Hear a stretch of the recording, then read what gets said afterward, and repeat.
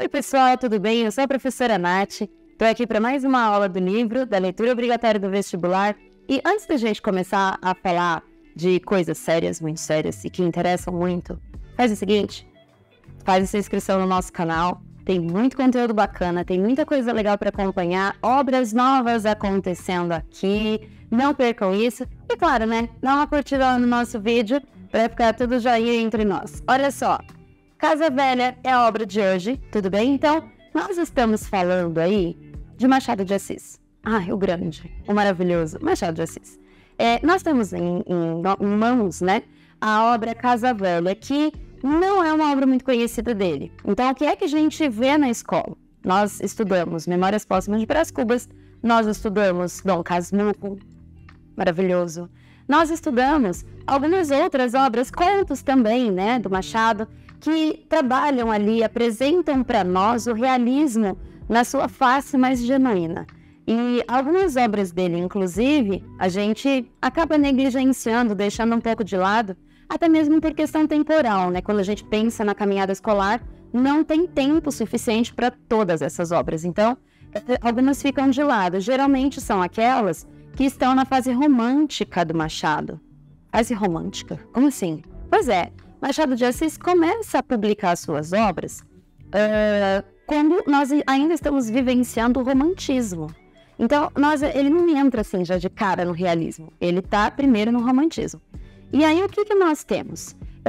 Lélia Garcia, A Mão e a Luva, Ressurreição, Helena, são os 4 romances do Machado que estão nessa fase romântica.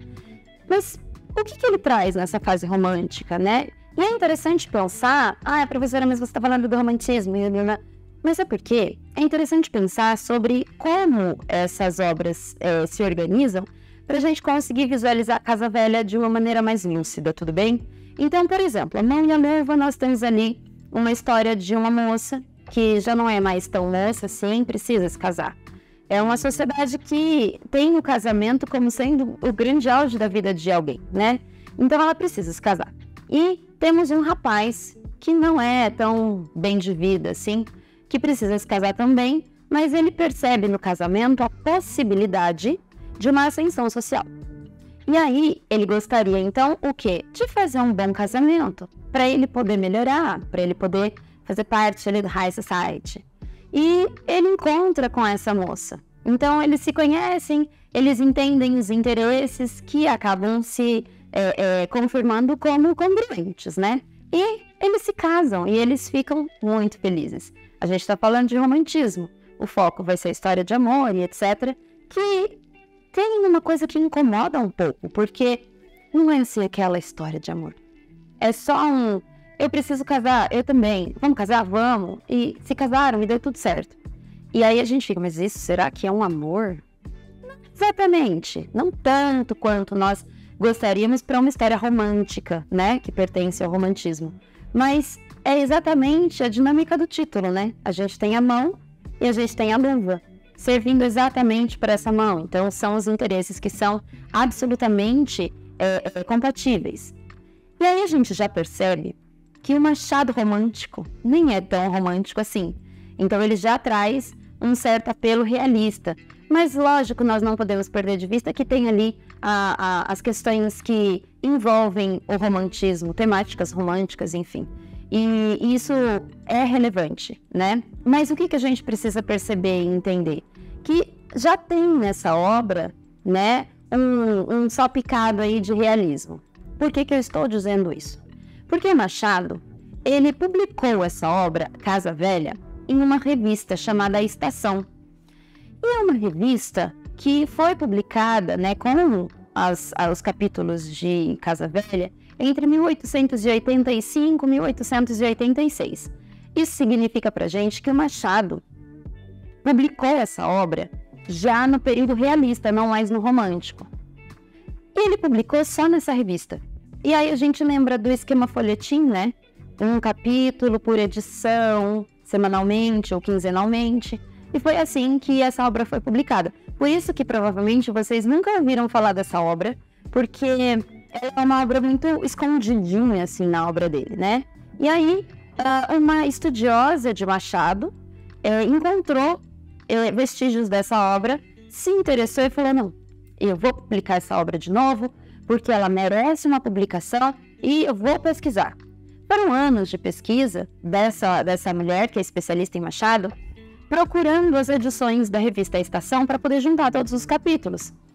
E foi interessante porque, assim, ela não conseguiu todas as edições no mesmo lugar, ela teve que ir realmente garimpando edição por edição para conseguir juntar essa obra de novo. E ela conseguiu. Então, a publicação em livro de A Casa Velha é de 1944. Vejam, ele escreveu em 1885 e escreveu, vírgula, ele publicou. E essa publicação em livro mesmo, em um volume, vai acontecer na década de 1940. Bom, o que a gente pode ler dessa circunstância? Inclusive pela fala da própria especialista no Machado. Primeiro, ela chegou à conclusão de que trata-se de uma obra que muito provavelmente Machado escreveu mais jovem, provavelmente na fase romântica, e que ele publicou na revista porque ele tinha um compromisso contratual, precisava fazer a publicação, então ele colocou essa obra para rodar. E durante muitos anos entendeu-se exatamente isso. Mas é isso mesmo? Bom, olhando para a história, a gente começa a perceber algumas questões e começamos a também ter umas certas dúvidas sobre esse parecer da especialista, né? Dessa obra ser talvez mais produzida mais no período romântico, né? Não sei. O que a obra traz pra gente? Bom, nós temos ali um cônego que não diz o seu nome exatamente, né? Então, nós não o conhecemos por nome próprio, mas ele é o padre, o cônego religioso. Ele entra em contato com uma obra que fala sobre o Primeiro Império, né? E ali ele entende que não ficou bom, não. Ah, essa obra aí, ó, nada a ver. Então ele resolve que ele vai fazer uma outra obra, mas que vai ser melhor ainda. E ele então vai pesquisar sobre, né? Ele quer pesquisar sobre, e um outro religioso ali do espaço em que ele vive indicou para ele, falou assim, olha, eu sei de um lugar, tem uma mulher que é viúva de um conselheiro do imperador, então dá pra sei lá. E por que não, né, fazer essa pesquisa? Então ele se aproxima de uma família e ganhou acesso à biblioteca da família para poder fazer as pesquisas que ele tanto busca. Acontece que essa família é formada pela Antônia, que é a viúva do conselheiro, e pelo seu filho Félix. Só que junto deles nessa casa também mora a Lalau, que é uma agregada. E é interessante pensar o seguinte, a figura do agregado, ela já apareceu em obras do Machado, né? E a gente já estudou a figura do agregado, como, por exemplo, José Dias em Dom Casmurro. Então, essa ideia tem. E a gente pode pensar, nossa, mas o Machado parece que meio fixado nessa ideia do agregado. Não exatamente, mas é porque era uma prática comum na época, certo? Então, isso tem também essa coisa de ser normal, né? De ser corriqueiro, tudo bem? Então, temos esse panorama, né? O religioso, meu padre, entra nesse espaço familiar em que a gente tem uma mulher viúva, né? E um filho e uma agregada, que é jovem também. Bom, o que vai começar a acontecer? Esse cônego, ele vai empreitando a pesquisa dele, acompanhado pelo Félix, geralmente, né, na biblioteca e etc., e ele começa a perceber que existe ali um certo interesse entre Félix e Lalau. E ele não entende muito bem, mas ele fica um pouco arredio quanto a isso, né? Mas, assim, fica meio relutante. Mas ok, ele vai dar sequência aos estudos. Mas, como ele está todos os dias naquela casa, o dia todo, então começa que ele vai aos poucos fazendo parte dessa dinâmica familiar, né? E contando pra gente as coisas que têm acontecido. Em determinado momento, quando a Antônia percebe que realmente existe um interesse forte entre a Lalau e o Félix, ela resolve que ela precisa intervir nisso, né? Ela precisa fazer alguma coisa. E ela cria uma mentira. Ela diz que a Lalau é irmã do Félix, então eles não podem ficar juntos. Ai, que pena. E o Cônego, ele endossa essa ideia, né? Essa história. E ele não tem certeza, ele não sabe de nada, mas ele acaba ajudando ali, dando força na história. Acontece o afastamento entre Félix e Lalau, e de uma maneira bastante triste, porque ela realmente gostava dele, ele também gostava dela, enfim. E aí a Antônia às vezes fala que, ai, mas o Félix é tão jovem, ai, mas o Félix é tão garoto ainda, ele é totalmente imaturo, ele não pode arrumar um casamento agora, né? Ele precisa morar fora primeiro, ele precisa crescer, eu protegi muito esse menino, enfim. E aí, dando várias desculpas em relação a esse relacionamento não ter condição de ir pra frente, né? Mas acaba que vai indo, né? Vai funcionando essa mentira aí e eles acabam se afastando. E o padre ali continua na pesquisa dele, percebe o sofrimento dos dois, enfim. E certo dia ele encontra, no meio dessas coisas todas que ele tem fuçado, um bilhete. Um bilhete escrito pelo conselheiro para alguém, mas ele não sabe para quem, porque não tem nome. E aí no bilhete fala sobre não vir mais em casa, tenha um pouco de cuidado, não fale tanto o meu nome e coisas assim, justamente para gerar esse afastamento e não levantar suspeitas. Então o Cônego entendeu o que estava acontecendo, né? O conselheiro que provavelmente tinha um amante. E aí no final do bilhete ele falava, não fique pensando tanto no anjinho, algo assim. E aí quem é esse anjinho, né, de que fala a obra? É uma criança que era filho do conselheiro com essa amante, mas que morreu um pouco depois de ter nascido. Como é que o Cônego descobre tudo isso? Bom, ele entendeu o teor do bilhete, mas ele não conseguiu identificar as informações exatamente. Então ele não sabe quem é quem ali e nem o que exatamente aconteceu. Ele foi buscar uma mulher mais próxima da Lalau e da família dela, né? Por que a Lalau mora ali com a Antônia? Porque ela ficou órfã e ninguém poderia cuidar dela, então a Antônia fica com ela, já que conhecia a mãe e etc.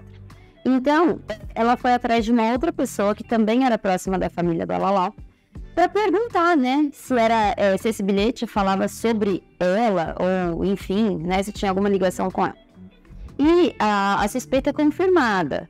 O bilhete realmente é sobre a mãe da Lalau e o conselheiro, então eles eram amantes. Olha a fofoca. Mas, o que aconteceu?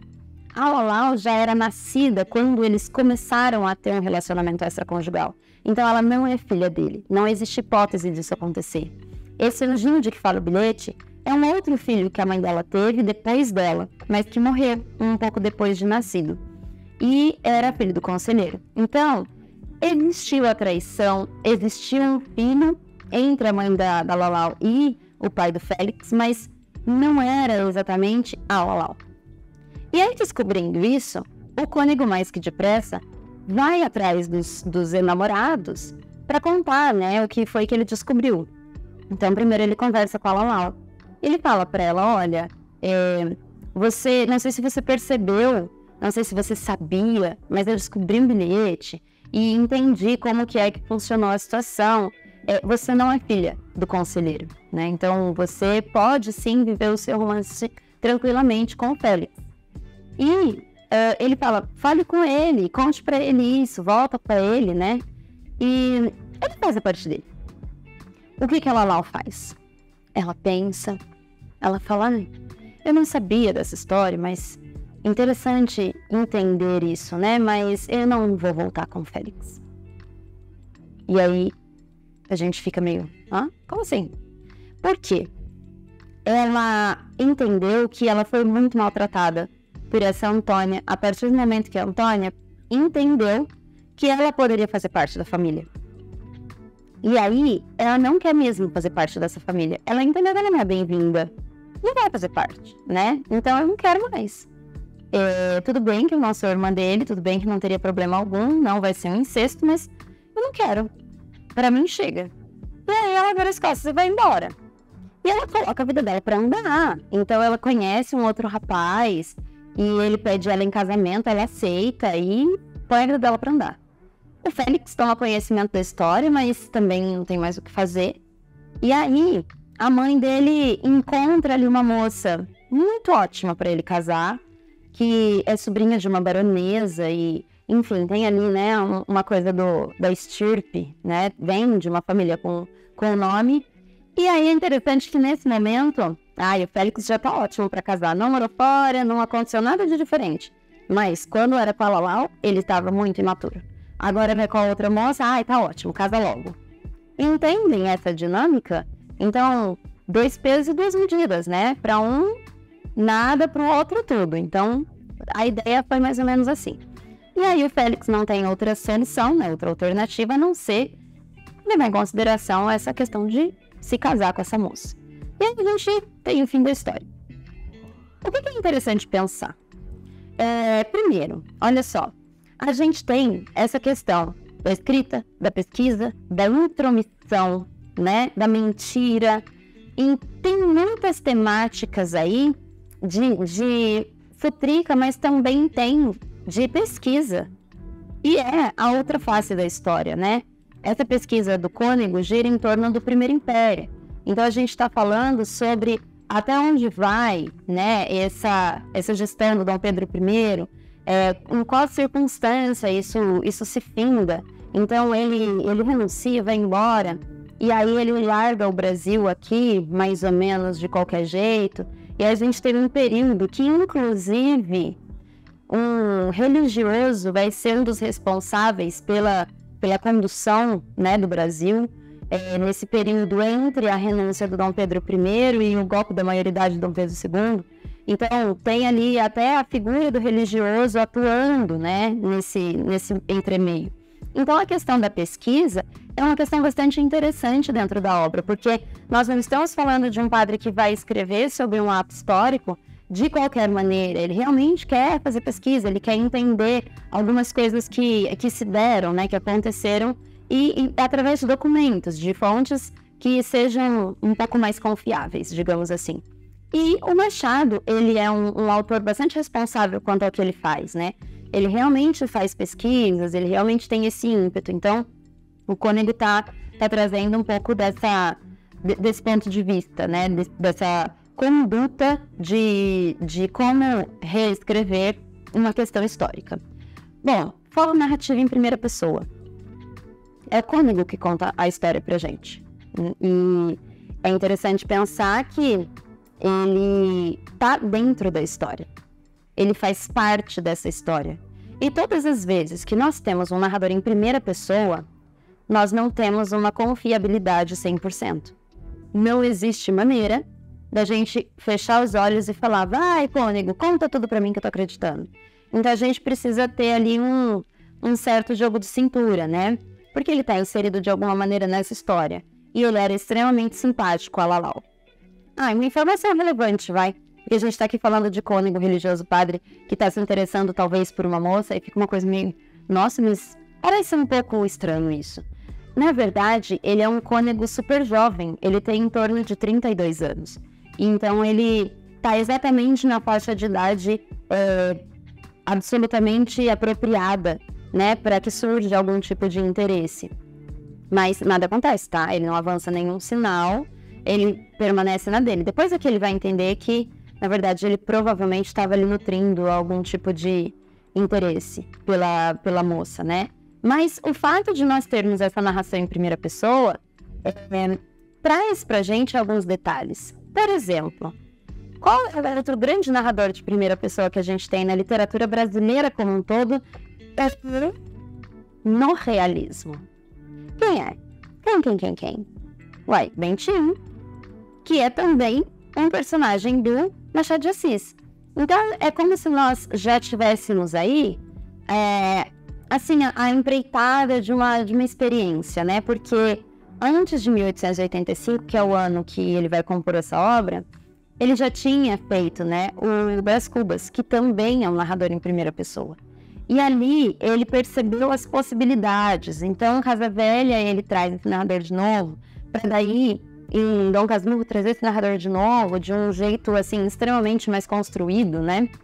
Então, temos aqui a questão desse gosto mesmo do Machado por compor narradores que se intrometem na história, né? Eles nunca passam ileso, eles sempre têm ali um certo envolvimento, o que é bastante interessante, né? Aí a gente fica, né, nessa dinâmica de romantismo ou realismo. O que está acontecendo nessa obra, né? O que ela fala? E como a gente focou, né? A gente tem essa grande narrativa de uma história de amor que não dá certo. É um romance tão leve, é um romance tão bobo, né? Publicado na revista Estação, que incrivelmente, gente, era uma revista feminina. Não era uma revista de assuntos masculinos, era uma revista de assuntos femininos. Então, ele publicou essa obra para que mulheres lessem. E aí, o que a gente entende na dinâmica mais ou menos ali do século XIX? Que as narrativas para as mulheres não eram narrativas assim tão elaboradas, não. Elas eram leitoras, né? Principalmente as mulheres burguesas eram leitoras, mas elas não eram leitoras de uma complexidade tão grande assim. Então, Casa Velha é um livro bobinho. Até a própria especialista em Machado, lá na década de 40, entendeu que essa obra ela realmente não tinha uma profundidade tão grande quanto um Brás Cubas, quanto um Dom Casmurro, mas são muitas camadas, né, que se a gente for tirando, é possível perceber uma riqueza muito grande de significados, né? E a gente sabe que o Machado trabalha muito dessa maneira, compondo amarras entre coisas que a gente nem percebe. Então são muitas camadas que a gente precisa tirar para conseguir fazer uma leitura toda, né, dessa obra. Mas o que é interessante pensar sobre realismo e romantismo? Existia essa ideia, né, de que talvez ele pudesse ter feito esse romance durante a fase romântica. Mas percebam uma coisa. Eu coloquei aqui, ó, Lalau revida. O que a Lalau vai revidar? Quando ela descobre que ela e o Félix não são de fato irmãos, então fica ali a possibilidade aberta e o caminho livre para que eles vivam o amor que eles têm um pelo outro. E a gente está falando de história de amor, né? Isso é coisa de romantismo. Só que ela decide por não ir atrás do Félix. Ela decide por não ficar com ele. E aí ela diz na obra que a honra da mãe dela foi manchada com essa história, né? Que agora as pessoas vão saber que esse homem seduziu a mãe dela e tal. E a gente pensa, é aquele brilho romântico, né? Da heroína romântica. Não posso fazer isso porque isso trabalha com a minha honra ou com a honra de alguém. Não. Na verdade, é uma vingança, né? Um teor mais vingativo, assim. Por quê? Porque ela foi criada desde criança por essa Antônia. E ela tinha por essa mulher um respeito muito grande, uma admiração muito grande. Quando ela resolve, né, dar espaço, dar vazão para o que ela estava sentindo e começar o envolvimento com o Félix, ela foi tirada da jogada muito rapidamente. E aí ela se sentiu quase que traída pela Antônia, né? Então, eu me dediquei a essa família, eu sempre estive com eles, eu sempre fui muito bem tratada, eu sempre fui como da família. E aí, no momento em que eu realmente passaria a fazer parte dessa família, eu sou jogada para escanteio. Se é assim, eu não quero mais. Então, a gente tem uma complexidade grande aí. A gente tem uma nuance de não ser uma narrativa maniqueísta. Então, a gente não tem só o bem e só o mal. A Antônia não vai ser a encarnação do mal. Ao passo que o Félix ou a Lalau não serão a encarnação do bem, né? O Cônego, ele não está representando uma figura cuidadosa, responsável, apaziguadora, né? Uma figura mais diplomática. Não, ele não está encarnando isso, né? Ele é, sim, uma figura religiosa, ele tenta esse meio de campo, mas é uma criatura difícil também, né? Para justamente essa questão da densidade psicológica. A gente tem uma densidade psicológica muito grande aí nesses personagens. Como assim? O Cônego, ele começa a se interessar pela moça, mas ele é religioso. Ele é religioso da Igreja Católica. Então, a partir do momento que ele assume a posição dele de religioso, ele não pode simplesmente viver um relacionamento com alguma pessoa. Ele não pode, porque ele faz um voto para que isso não aconteça. E aí, quando ele percebe que ele está se interessando por essa moça, ele tenta desviar, né, essa atenção, esse caminho, para não cair em tentação, o que é bastante interessante. Então ele tem essa densidade psicológica, ao mesmo tempo que ele entende a obrigação dele, ele também é uma pessoa, ele sente, mas o que ele está sentindo é errado dentro da dinâmica em que ele está inserido. É errado, e a gente vai tentar dar um jeito, né? A gente vai mexer nisso, vai mudar isso. Então, são personagens muito densos, né? E são personagens que não são maniqueístas. E o maniqueísmo é uma característica romântica, né? Então, a gente já descarta essa possibilidade. E a obra é, de fato, realista, tá? Então, Casa Velha é uma obra do realismo. Podemos entender aqui como precursor de Dom Casmurro. Por quê? Nós temos uma história de amor que não dá muito certo. Em Dom Casmurro a gente tem, né, a história de amor, de envolvimento entre o Bentinho e a Capitu. A gente tem uma mãe viúva, que é a Dona Glória, em Dom Casmurro, e a gente tem a Antônia, em Casa Velha. Nós temos uma agregada em Casa Velha, que é a Lalau. E a gente tem um agregado que é o José Dias, em Dom Casmurro. Então a gente tem ali um esqueleto bastante semelhante, né? Então, talvez seja como uma espécie de teste, né? Foi meio que um molde ali para que o desenvolvimento de Dom Casmurro se desse com muita alegria, inclusive, né? Porque é uma obra sensacional. Então, a gente tem ali um esquema mais ou menos parecido, né? Então, é uma obra que está aí abrindo caminho para o que está por vir, né? E intertextualidade. Gente, Machado, ele nunca coloca nada no texto dele de graça. Nunca. E aí, um dos primeiros acontecimentos de Casa Velha, o Cônego na biblioteca, acompanhado pelo Félix, e aí ele tá andando, e ele quer mostrar para esse rapaz que ele é alguém admirável, né? Que ele é muito erudito, que ele é muito inteligente. Então, ele quer marcar o território dele como alguém, né, altivo. E aí, o que ele faz? Ele olha para a estante e ele fala, nossa, história fiorentina? Que coisa louca isso, né? Será que essa é a versão censurada ou não censurada? Não, porque a Igreja Católica censurou uma parte desse livro. Então, tem algumas edições que as páginas são arrancadas para que uma parte da história não esteja aí.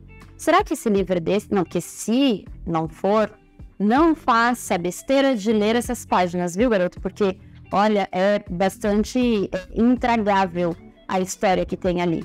E aí ele pega a obra, ele vai folhando e fala, essa não é a obra censurada. E aí ele coloca lá de novo. E assim ele mostra que ele tem conhecimento, que ele entende de muita coisa, que ele sabe de muita coisa, né? E a parte que está censurada dessa obra, só a título de curiosidade, é a história de um abuso sexual que acontece por parte de um religioso de um período bastante antigo para com um rapaz da sociedade ali de onde eles viviam. E ali a história ela é descrita com um teor de violência muito grande, então é um período vergonhoso ali para a história da igreja, né? Foi um acontecimento vergonhoso. E é exatamente isso que está censurado na obra. Então, ele fala, é que não está censurada, não leia. É na página tal e tal, viu? Mas não leia, porque não vai dar certo, tá? E o título, né? Um título simbólico. A Casa Velha é a casa da família da Antônia. Então, é a casa dela em que vive Félix, Lalau e que já abrigou o conselheiro. Nós entendemos que é uma família importante na dinâmica carioca e mora numa casa, assim, um palacete. Não é uma casa vista como velha, nem naquele momento, né? E aí, o que a gente percebe com esse título? Se a Casa Velha é essa família, essa casa, o que tem de velho nisso?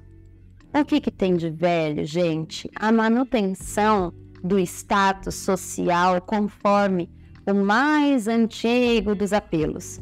Então, a partir do momento, por exemplo, que a Antônia percebeu que a Lalau faria parte da família dela, sendo ela alguém agregada, que não vem de uma família importante, que não tem bens e etc., a primeira coisa que ela faz é tentar separar esses dois, porque ela entende que esse casamento não é apropriado. mas não é apropriado porque a moça não é ninguém, no ponto de vista dela. Não porque a moça é ruim, não porque ela tem índole duvidosa, não. É porque ela não vai agregar naquela família, né, em relação ao status que traz. Ela não tem. Então, não. Essa não. Mas é a sobrinha da baronesa, sim. Não só isso, como outros fatores também, como, por exemplo, a Antônia, ela coordena aquela casa, não como sendo a dona da casa, que é, porque ela é viúva. Então, ela tem o poder de decisão agora, que ela não tem mais o marido. Mas ela não coordena a casa dessa maneira. Ela faz as coisas como se ela ainda fosse a esposa de alguém. E que esse alguém pairasse por ali. É como se ela não pegasse a autoridade para ela. E isso é a manutenção de uma sociedade absolutamente patriarcal, né? Então ela não se entende como sendo alguém que tem possibilidade de ter o poder. Assim como ela tira de jogada a moça, que vai ser a parte mais frágil dessa história. Assim como ela protege, super protege esse filho, olha para ele com benevolência. Então temos todas essas questões de uma manutenção de um status antigo, né? De uma organização social velha, patriarcal, e que talvez o Machado estivesse já entendendo ultrapassado também, né? Não agrega muita coisa interessante. E aí a gente cai, talvez na primeira coisa que nós pensamos quando descobrimos que a obra é do Machado, é de 85 e tal, que é o interesse do realismo, de opor essência e aparência. Então, isso vai entrar em choque, né? A essência a Lalau é uma moça boa. Ela formaria um belo casal ali com o Félix. Eles funcionariam muito bem. É alguém de confiança, né? Seria um relacionamento tranquilo. Mas não, a aparência precisa sempre prevalecer, né? Então, é um molde antigo, por isso é uma casa velha. É uma família que se organiza segundo um status antigo, né? Segundo uma lógica velha. E vai acabar colhendo os frutos disso, né? Que vai ser a frustração bem grande do Félix. Tudo bem?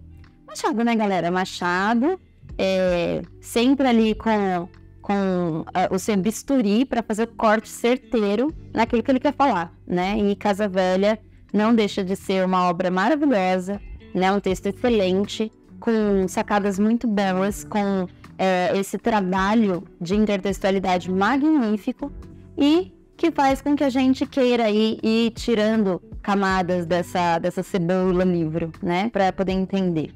Bom, eu fico por aqui. Espero que vocês tenham gostado e nos acompanhem para outras aulas que virão. Até a próxima!